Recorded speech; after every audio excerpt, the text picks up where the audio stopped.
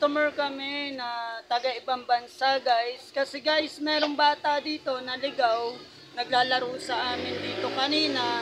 Ngayon, nahalata ako na taga ibang bansa siya, kaya hindi ko siya basta pinabayaan. Tsaka bata siya, kailangan natin bantayan. Ayan. Ito yung tatay niyo. Ayan, yan ang kanyang daddy na gwapo. Ayan guys.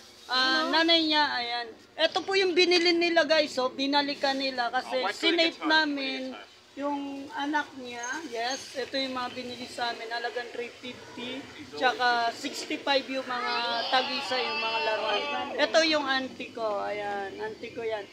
Kaya guys, pag talaga may ginawa tayong kabutihan, papalitan na nasa itaas ng kabutihan din. Yun lang guys, shout out. You shout out. Shout out.